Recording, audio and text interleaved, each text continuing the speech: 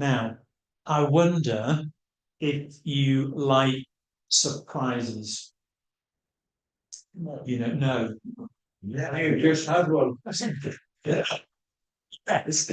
And some of us definitely don't. That surprise birthday party that is planned and everybody knows except you until you arrive, or that anniversary and all the friends around, whatever it is. Some of us love them and some of us don't. But whatever our response to surprises, we all know that there are occasionally those times when things turn out not to be as or what we were expecting. And when we encounter those times, those sprung surprises, then I guess there's a number of ways we can respond. If you're on the extrovert end of the scale, then you probably find yourself entering into it wholeheartedly and completely enjoying it. If you're somewhere in the middle, then you may find that you'll clam up on the inside, whilst on the outside you put on a brave front, you smile and try to look like you're enjoying it. If you're on the introvert end of the scale, then you probably try and hide yourself away somewhere and hope it'll all be over as soon as possible. Surprises. But here's another question. Who is Jesus? Now you're probably thinking, what on earth do those two questions have to do with each other? Well, hopefully, bear with me, and we may get to that answer. On Friday, as I said at the beginning of the service, the church remembered and celebrated the presentation of Christ in the temple, sometimes called Candlemas, where from our gospel reading from Luke, we see that familiar scene played out. Mary and Joseph are doing what they were required by the law as it stood at that time, presenting their firstborn, interestingly, with an offering of the poor. It gives us a glimpse of their social status, a pair of doves or pigeons.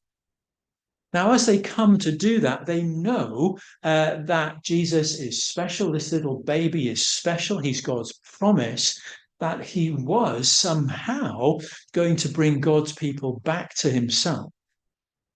But they also knew that this visit to the temple, this dedication of their firstborn, was a familiar service, routine, really. So they would have known what to expect. But then we see that instead of this being a quiet family affair, just the three of them, there may have been other members of the family, they're making their offering, they're giving thanks for this, their first child. Suddenly, out of nowhere, there's this surprise, a fanfare of trumpets, and everyone looking their way. And Mary and Joseph find themselves right in the spotlight as these two elderly folks step up and make their pronouncements. This child is destined to cause the falling and rising of many. He'll be a sign that will be spoken against. And we hear there echoes from that reading from Malachi, that the Messiah will come not just with love and mercy, but with justice and judgment. We see a pronouncement too that all who were holding on to God's promise for his people, then this child was one to take note of. And for Mary and Joseph, we glimpse something of the surprise, something of what they were not expecting. Now, Mary and Joseph, I'm sure, would have had in mind something of not only who this child was, but of what he might well accomplish. But all of this. And as we look at this encounter, so we see for ourselves today. Not only something of the surprise that they face, something that helps us to answer that question, who is Jesus? And the first thing we see is that this child, the one they called Jesus, the one who is the fulfillment of God's promise, the Messiah, was not just a promise for the Jews, as the Jews thought then, and some still do today. He's not just for us, the church, to be kept and access to controlled. You need to do this or that before you can encounter the love of God revealed in the person of Jesus. Rather, what we see, surprise, surprise, is that this promise was for all people. Simeon said, this child would be a light for revelation to the Gentiles, to all of those who are outside or considered outside of God's love. I wonder how often today do we see Jesus as being just for us, just for the church? And if we know someone, well, we might feel we might want to share that with them, but we might not. I wonder how often we see Jesus as being just for us, forgetting that salvation is offered by God through Christ to all people, and that we're called to do the same, to offer that same gift. The second thing we see, which is a surprise, again, we see it in Simeon's words, is that the Messiah comes not so much to make us happy people, if I can put it like that, not simply to make us feel good. Rather, and more importantly, we see that the Messiah comes to make us better people, comes to call us back to himself, to live after his example of service and sacrifice.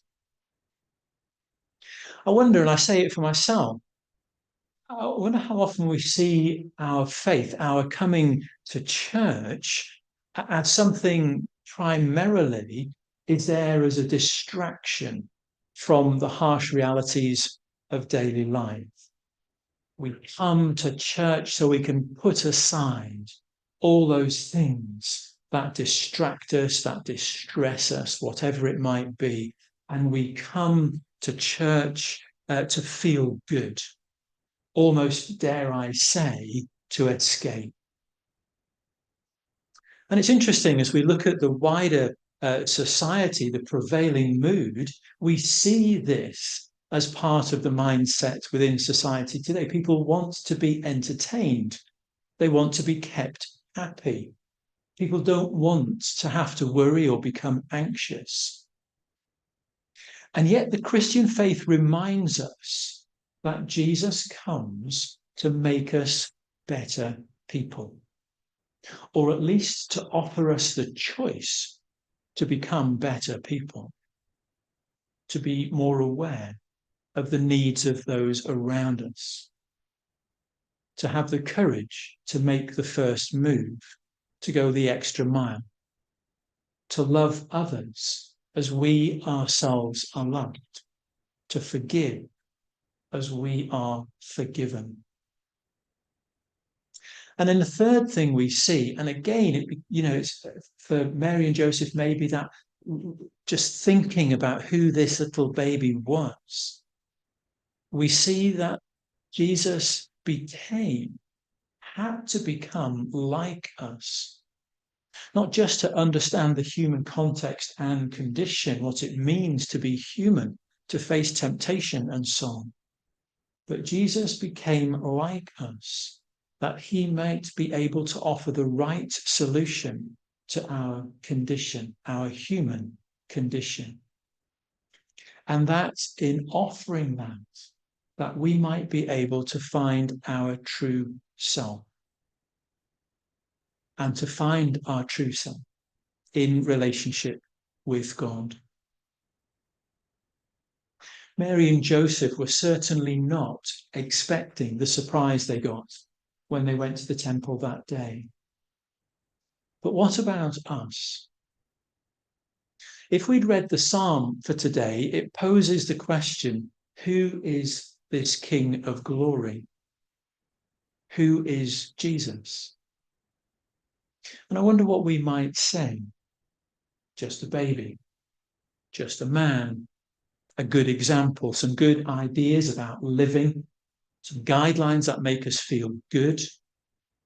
Or might we say, he is God's promise for all people, come to walk alongside us, to know us, come to make us better people, come to draw us into that relationship for which we were both created and intended, that we might become children of God. For as John says, that is what we are. Amen.